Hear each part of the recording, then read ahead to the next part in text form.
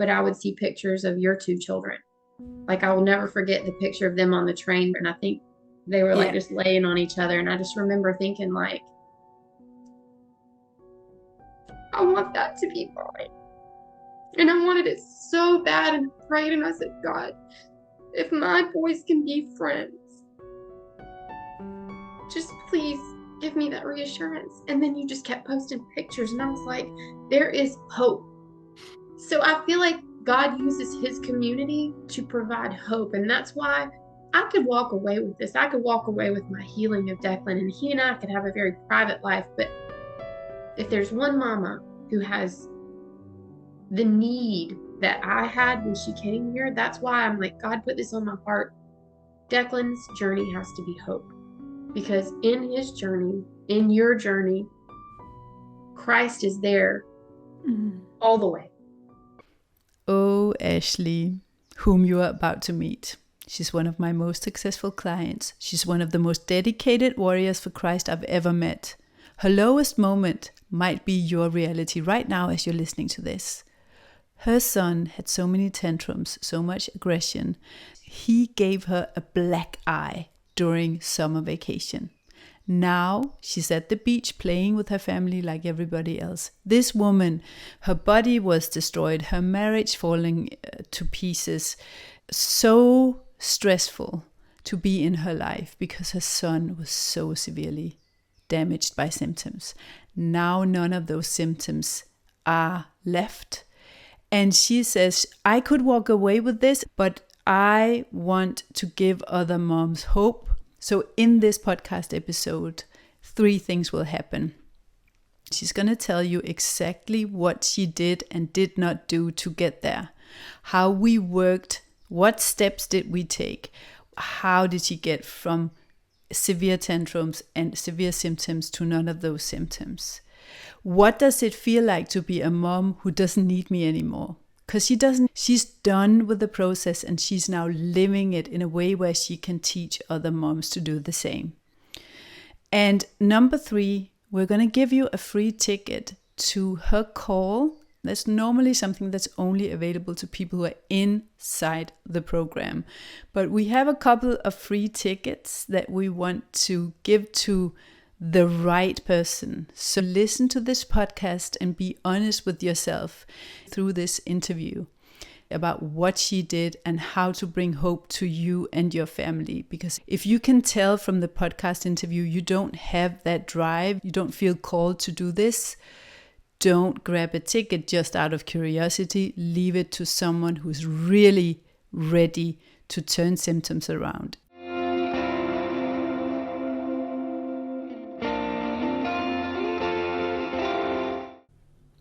Welcome to the Barefoot Autism Warriors podcast. I'm Ninka Bernadette Mauritzson, and my son lost all the symptoms that gave him the diagnosis in 2004. Stimming, sleepless nights, eloping, tantrums, rigidity, aggression, sensory issues, echolalia, and is now living independently without those symptoms.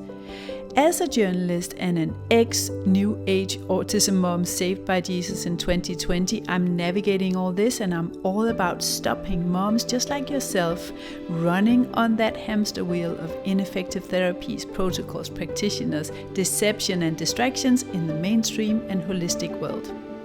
So if less symptoms, more independence, more speech, peace, God and joy is your plan, you're in the right place. Ashley, this is a catch up from the other side of the fence. You were talking about Declan, where you're at, and how to bring hope to other moms through that. What's been happening with him and his communication? Would you start there?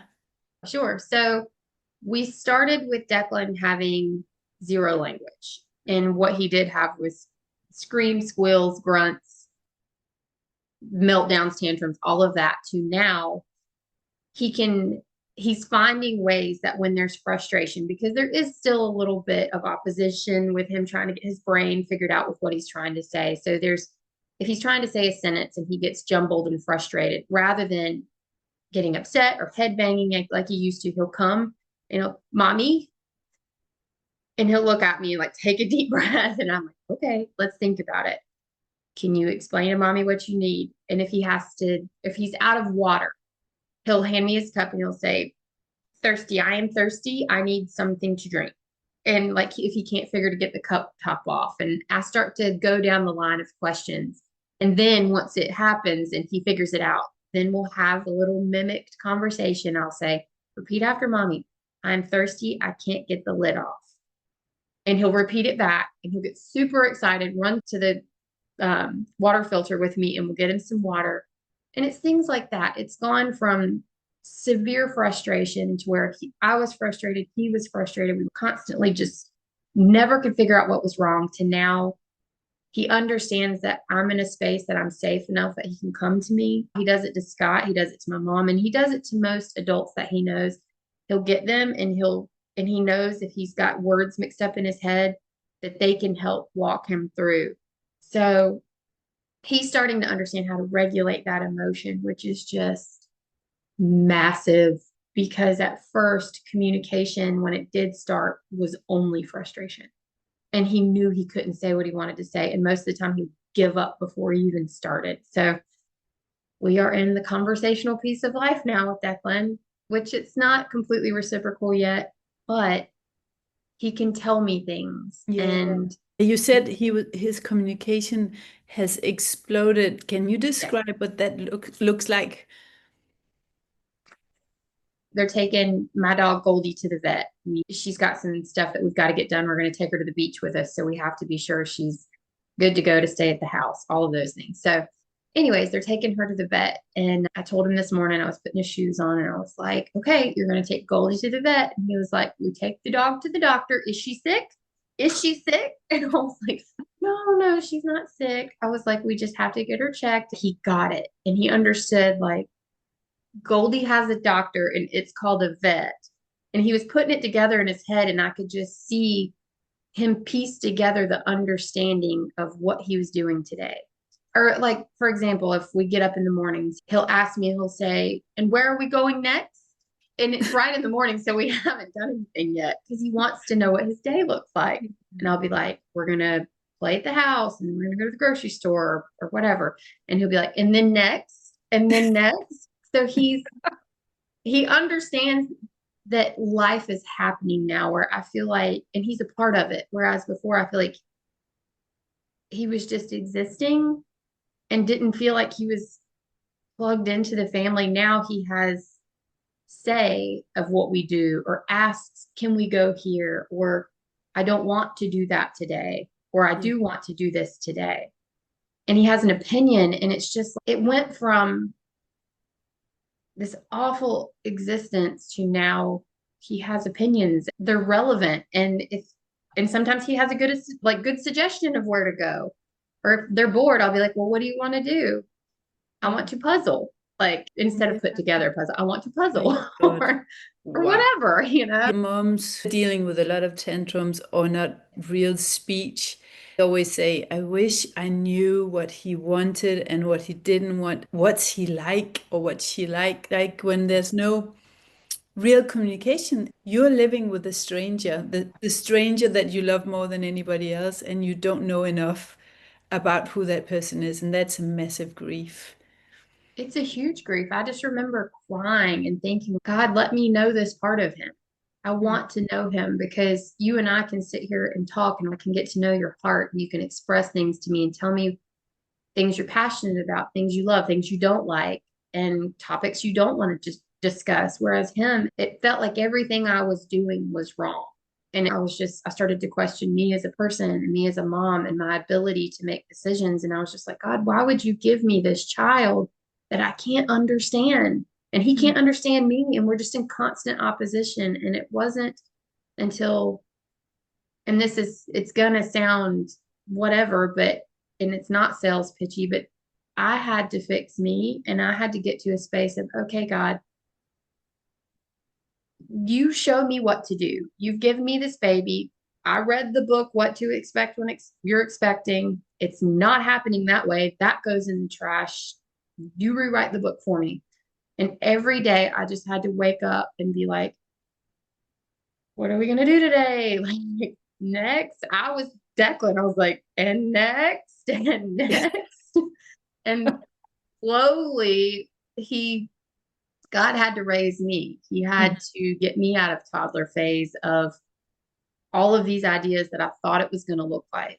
And then I started to see that this comparison of even Declan with my older son, Warner, it's not going to be the same. They're not going to have the same trajectory. Throw all of those doctors' lists out the window of what the milestones are going to be. And once I did that and started to have peace in my heart, it was like, oh, well, he's hitting this milestone here, then this milestone here, and then this one here. But he's doing better. And when I let him start to just grow, peace came over our home. And I think that's what God had to show me is there's a saying in the South, there's more than one way to skin a cat. It started to make sense of there's more than one way to do this. It's not going to look the same, and that's okay. When you went through the whole process and all the phases in the program, you said, I don't understand this and why I'm supposed to do it, but I'm just going to do it anyway. At some point, things started to click into place. When that happened, you went back throughout the phases a couple of times and then you changed according to that. Do you remember how many years it took? How much patience did you need? And when you got to that point where I'm actually healed, I now get to harvest and live it and enjoy the fruit. I just remember that when I joined the community, he was about to turn 2, because at 16 or 17 months is when everything just went off the rails for our family rather quickly. And I know everybody's experience is going to be different. Some moms might see kids not hit milestones right away. Declan was following the normal trajectory, and then all of a sudden things exploded. That was the start. And out within that year, 2021 was when it was awful for me. I was in the fire. I was in the refining period, didn't understand it. That was when I would leave you weeping messages, send you the screaming tantrum videos, because I felt like I was with an alien. Oh my God, the tantrums are so bad right now. I'm sorry to cry. It took going through this with Declan for me to be like, yeah, I serve a big God where he's doing neurotypical things. We travel, we go to restaurants, we do all the things that I wasn't able to do at 18 months to almost 3 years old. We didn't do any of that. Our life was a prison. We were stuck in the home. I was scared to have family over. I didn't want people to see how bad it really was, because I, in my vanity and pride, thought that they would judge me as a person and like, she doesn't know what she's doing. And my fear was they're going to look and see that this child is chaotic. She doesn't deserve to have him. And that was the scariest thought to me, was I was like, God, I'm failing. I'm failing you. I'm failing everybody around me. I'm failing him. But I had to learn. God had a lesson for me in it. And there's so many lessons. But the main one is, no matter where we're at, no matter like the darkest, deepest phase, his son died for me, and he is there. He has felt it. He has been through it. He knows what to do. And even though the battle is still raging, I'm not standing there alone. And that's when I felt the presence of God just embrace me. And it was like, all right, we're walking into this storm, but we are going to weather it together. Yeah. When I started to recognize that I wasn't alone in this battle is when everything started to change. Because even though I've been a Christian since I was 13 years old, I wasn't dependent on Christ in a way, because I hadn't been through something so traumatic that required me to just grab every bit of faith I had, even that mustard seed that was just that remembrance of whose I was. I hadn't been through that yet. Just a little quick interruption. I have a couple of tickets for Ashley's call. She is teaching and praying and sharing her steps with the community inside my turnaround program. I have a couple of tickets for the right person. If you're listening to this and you think, this is my sister, this is my life, these changes is what I want, and I want to glorify God through my my turnaround process. I want to turn every stone to make that possible. Follow the link in the description to sign up for that ticket.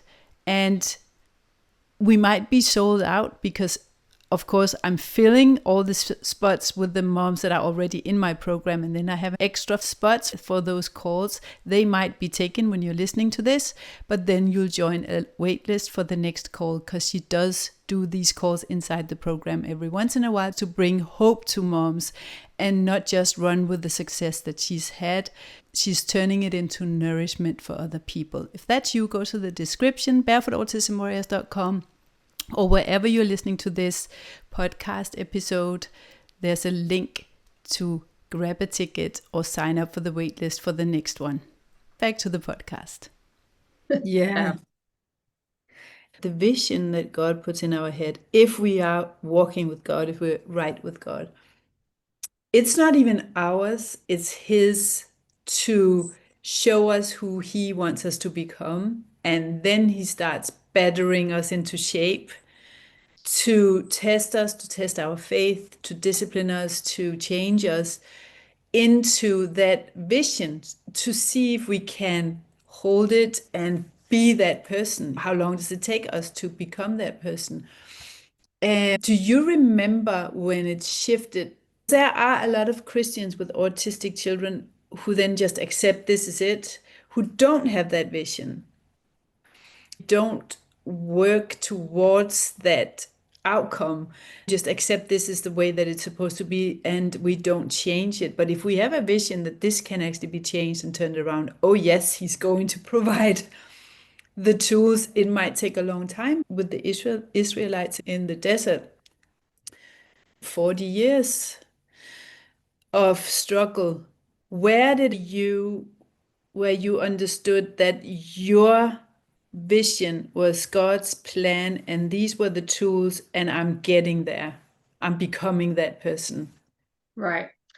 Just in my spirit, it never set well with me, this celebratory, just social media wrapped version of, oh, you're not a Christian if you don't accept this exactly how it was. And I was looking, and it was never comparing apples to apples. This spicy language never sat well with me. And it wasn't funny, and it wasn't cute. And the head banging and the screaming and the black eye for me, and my husband and I being like rung in a fight every single day. All of this celebration and all of this pride around autism and how all of this stuff, it never set well with me. A friend of mine sent me this Autism Speaks community, which I'm sure there are certain good people that have kind hearts there.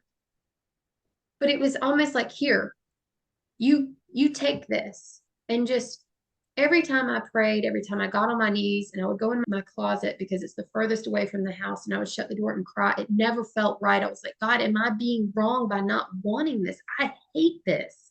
I hate this life. I hate autism, not who Declan is. And I had to separate the two, because I don't hate my child. But everything that they were saying in those communities was, you hate your child if you hate autism. And I was like, no, I hate what it's stripped our life of. I hate the grief that I feel. I hate that my child is so uncomfortable in his own skin. It looks like he's literally wanting to rip out of it. That's not me hating him. It's whatever's going on. I want to stop it. Yes. So it just never set well with me in my spirit that this is going to be it. And I remember I prayed and I prayed and I prayed, and God just put this in my heart. And it's funny because I found you in a fit of prayer and crying that night. And I was like, God, if this is it and this is what it's going to be, show me what I need to do to accept this, because I've never been one to just accept the status quo. Call it what you will, call it God giving me this spirit inside of me. Other moms are like, you just had intuition. I'm like, no, I just knew that this wasn't it. My path was not going to be this. And I'm not going to just let him be, because he's uncomfortable. And to me, all I could associate it with at the time was physically he was uncomfortable because he was hurting himself and he was hurting me, and it was a constant fight. And I just remember God led me to you, and I saw the first beacon of hope. And that was a sign to me, okay, God, if this one woman in the universe did it, I'm going to be number two. Honestly, I don't really know other than just like they say that peace that surpasses understanding, that knowledge in my head and that vision in my head, I knew immediately it was his because I was just like, you wouldn't have led me here. You wouldn't have let me see it. There's hope. And God doesn't dangle a carrot. He's not somebody that teases or tempts us. He will never tempt us. He wasn't teasing me. He was showing me, Ashley, this is going to be hard. There's going to be a fight, but there's going to be hope. And I just remember thinking, okay. And at first I was like, well, I'm going to do it exactly how she did it. And then quickly I realized it's Declan is Declan, Bertram is Bertram. They're not the same. That's okay. But it can be done. And then the fundamental things that you started to do, I realized, okay, God, and it's wild how God does this. We had a speech language pathologist in our house, a good friend of mine. She's still a dear friend, a godly woman. She looked at me and she said, have you thought about his diet at all? And I'm sitting here thinking, like, oh my gosh, that woman on the internet said the same thing. So all these little things, this stuff, this reassurance. And then I started having visions of just, we would be a family again. Declan would be best friends with his brother. And it came, sometimes I feel like it wasn't pictures of my own children, but I would see pictures of your two children. Like I will never forget the picture of them on the train. And I think they were like just laying on each other. And I just remember thinking like, I want that to be mine. And I wanted it so bad and prayed. And I said, God, if my boys can be friends, just please give me that reassurance. And then you just kept posting pictures. And I was like, there is hope. So I feel like God uses his community to provide hope. And that's why I could walk away with this. I could walk away with my healing of Declan, and he and I could have a very private life. But if there's one mama who has the need that I had when she came here, that's why I'm like, God put this on my heart. Declan's journey has to be hope. Because in his journey, in your journey, Christ is there all the way. And he gave your boys that love and that child. And I look at my boys now and like just even silly stuff like them on the trampoline yesterday. They were rolling around like bear hugging each other and fighting, but whatever, that's normal. But I was like, this is happening. God's hope, the hope we hold is God's. And he's not doing this he's not mean. He's not teasing us. It wasn't a joke for you to go through this. It was painful, but you provided hope to me. And I hope my journey can provide hope to somebody else. And that's how you do it. That's how it happens. That's how faith is shared. That's the Great Commission.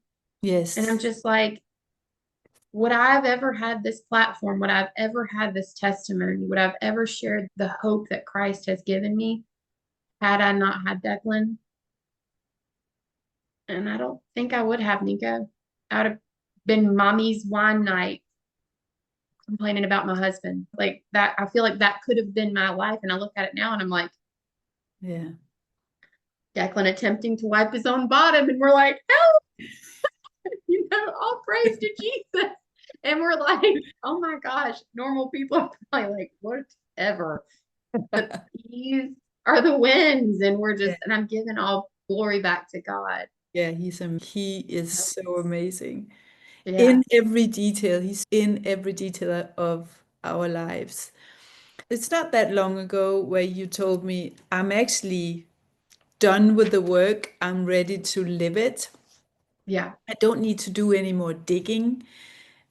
All in all, it took 3 years of going through it again and again, and you could have shortened that. But what does that look like when it clicks into place and you know I'm actually done, I'm ready to harvest? For me, it looked like just I was, this is gonna sound bad. Not intended. I love to watch your face. I love to listen to your message, but it had gotten to the point to where I was so full of the words that you were saying. I just was full. I was like, I could in my sleep quote what this video is saying.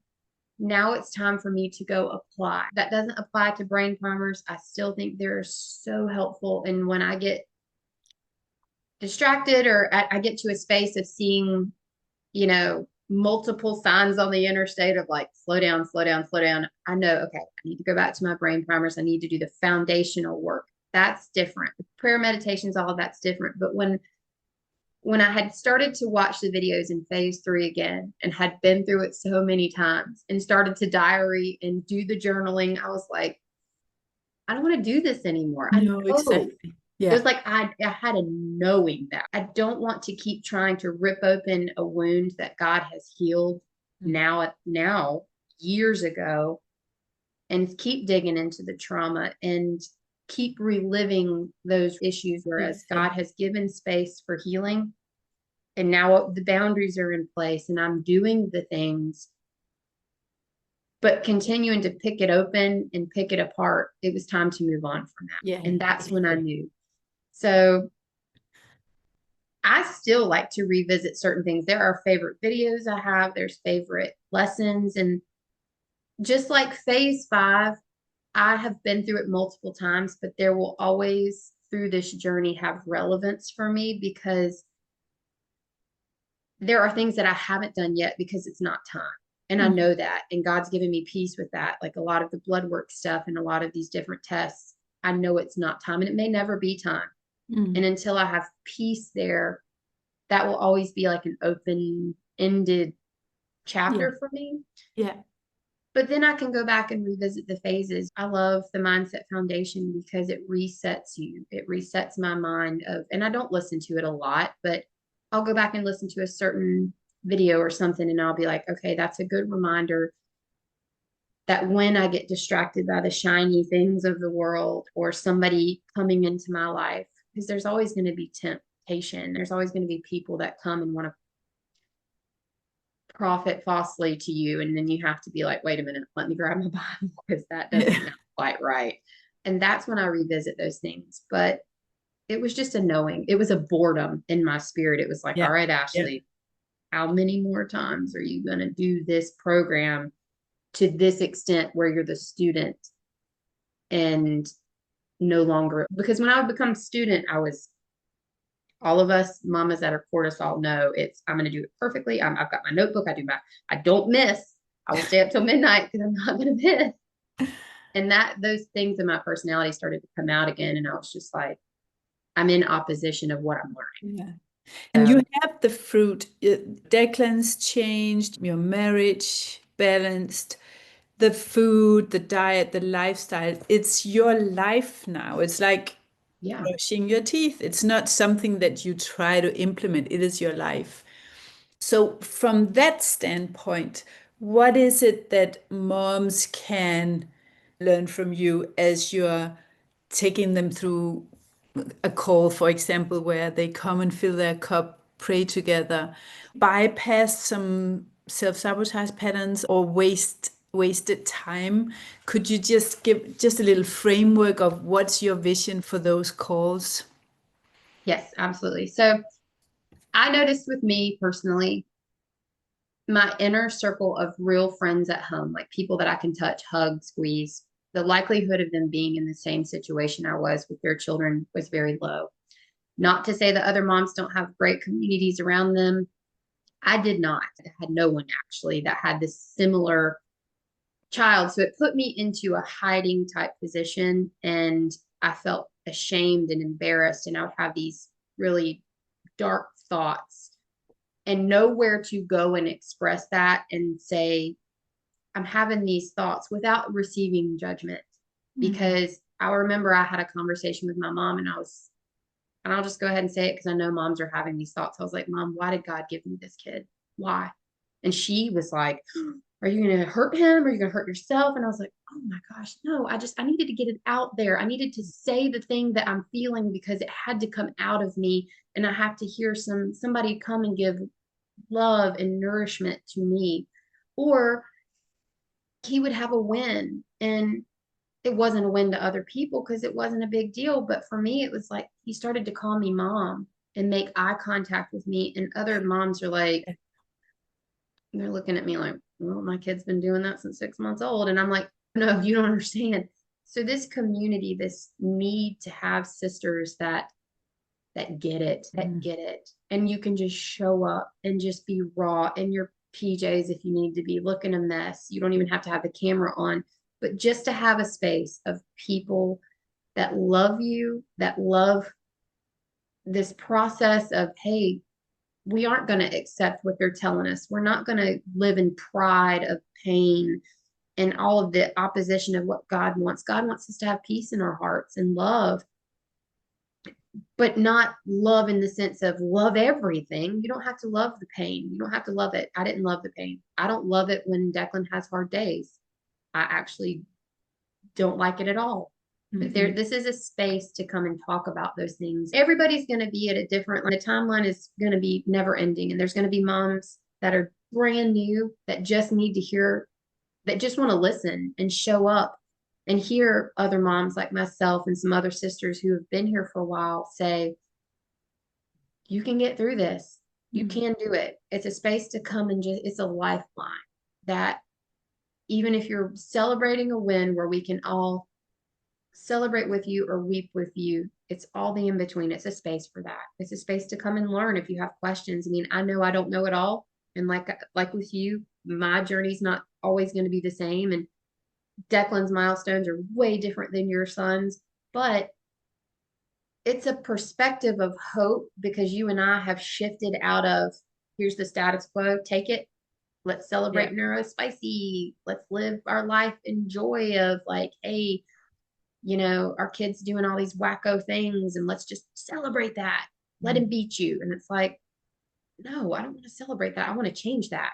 I want to get rid of all the really painful things. And if Declan's slightly different or does things different or processes different, I'm fine with that. I don't want to change that. I don't want these moms to feel like they have to come and change who God created their kids to be, because there will be parts of them that are so creative that you're just like, I would have never thought that. Yeah. It's a space for it's just a space that we fit in. And when I say we, it's us mamas who say, I'm not going to accept this for what it is because God has put something else in my heart. So whatever that looks like, whoever that is, wherever they're at, that's what this is for. And it's just to come and chat with me because God's put it in my heart to give love and time. And I want to love on these mamas because one thing God made me is a cheerleader of people. And I want you to know you can do it. If I was in my closet crying my eyes out and God gave me you, I want God to give me to others. So beautiful. So beautiful. And so you can actually show up in the program. You can show up for these calls. You can bring your questions. Sometimes we will have to get together, Ashley and I, afterwards, and we'll get you the answers later on, maybe on the next call, maybe in the tip video, maybe in an email.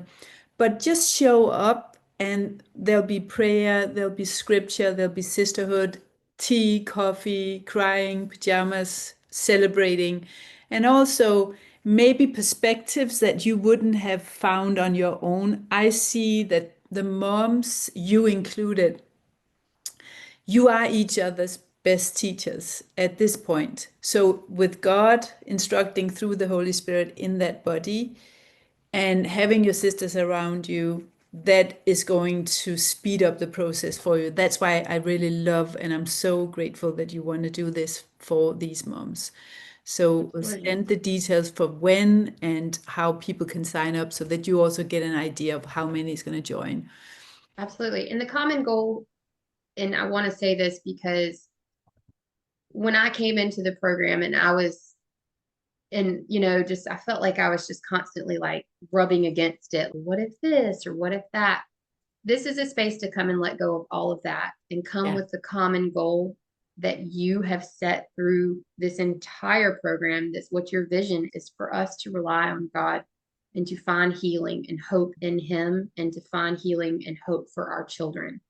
This is that goal of to find healing. This isn't me coming here telling you that this is the next supplement that's going to work. I won't do that. I'm not going to give recommendations of any of those things, just like you wouldn't. This is not medical advice. This is personal relationship building, because I truly feel like God is going to lead each mama to what's going to work for their child, because the individualized piece of this program is the key factor that I missed at first, because I was like, there's a prescription of how to do this, and I'm going to do it exactly this way. No, there's a framework of get your heart right with God, love Jesus, depend on him, get the foundational pieces in place.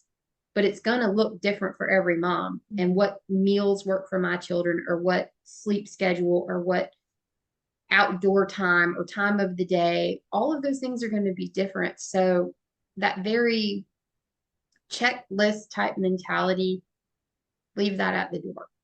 Yes, and finally, you have gone through all these diets and late night research, frenzies, and you're actually on no supplements. And I think it's worth. Well, zinc. He's on zinc. I will put that out Yeah. there. He is on zinc. So that's the only thing. Still, everything else comes from food. Yeah. So God is not gluten-free and he doesn't take supplements. No, and that's the thing, is like I got so strict about everything that I felt like everything just started getting smaller, and I was like, what do I feed this kid? Because he, at the time, he wouldn't hardly eat meat. Now, I mean, he eats whatever. He still gags at minced meat occasionally, but he will eat it and he will try it.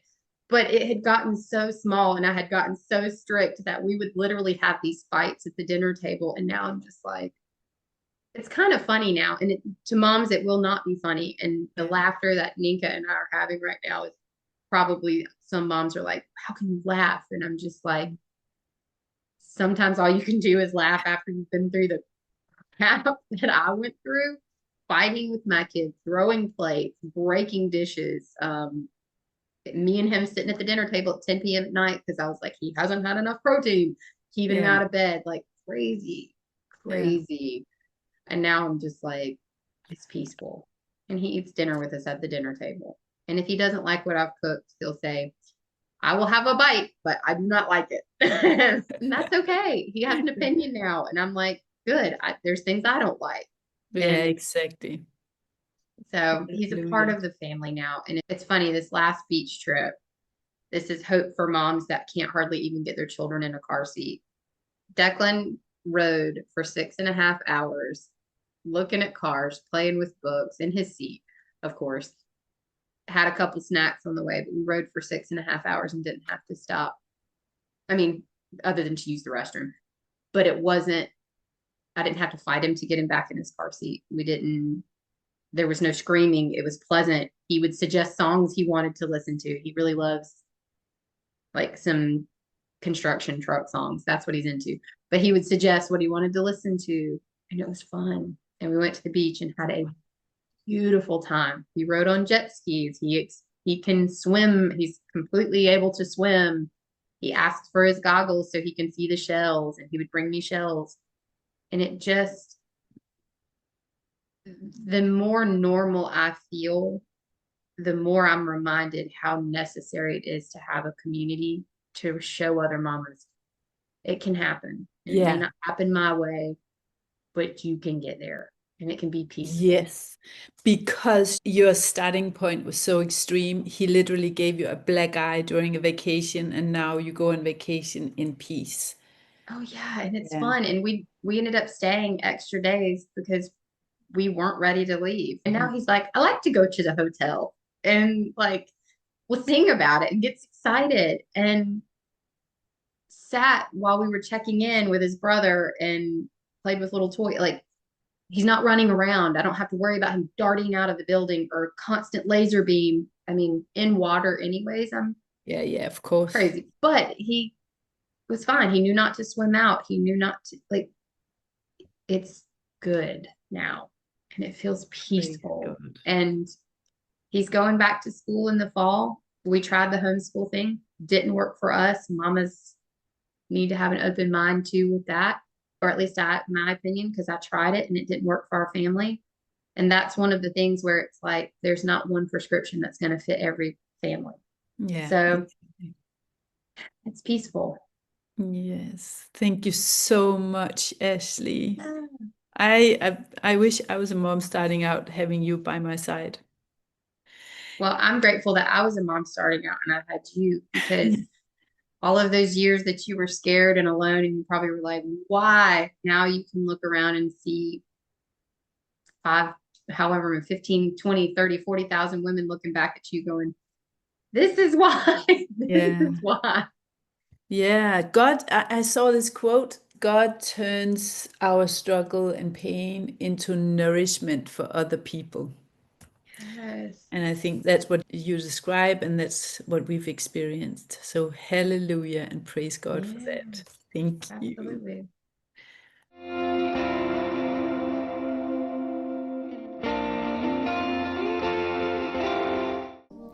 Okay, my sister, if you're listening to this, it's your time to act and make a decision. If this really laid on your heart to come and meet Ashley and receive the support that she has, receive the information that she has about how she got from tantrums and eloping and getting a black eye from her child to none of those symptoms, being able to enjoy her vacation. She is supporting the moms in the community, and I have a couple of free tickets for those who feel that this is something they are ready to do. So don't just do it out of curiosity, or if you're just looking for some free information, that's not for you. If you are someone who knows that you can turn symptoms around, you believe that, you have faith, you're someone who are already doing all the things like she was, like Ashley was, but you're not seeing the results and you're ready, you're looking for your community, you're looking for your coach, you're looking for the program that can get you to that last piece of the puzzle so that you can complete the healing journey for your child and understand what God's plan is, go to barefootautismwarriors.com/podcasts with an S/199 for this episode. Click the link, and if I'm out of tickets when you're listening to this, click anyway, because then you'll join a wait list and you'll get a chance another time when Ashley is hosting a meeting. Now, if you're listening to this podcast episode thinking, I actually don't even need to think about this, I want to be part of this and I want to be in the community that Ashley no longer needs, you can go to barefootautismwarriors.com/program, or just go to barefootautismwarriors.com and find the tab called program. Click and see if we have availability. If not, you'll join a waitlist and you'll be the first to know when we do, because it's a small community. I need to get to know every mom. I need to understand your child in order for me to lead you to that place where you know exactly what's triggering a symptom in your child, how to deal with regression and plateaus, and how to tailor the approach to your child's needs, not as a person that's depending on experts, but by becoming an expert and understanding what God's plan is for you, healing yourself emotionally, physically, spiritually, biologically, and epigenetically, so that you can lead by example. That is what we do. We deal with symptoms by turning you into an expert by lived experience. So barefootautismwarriors.com if that is you.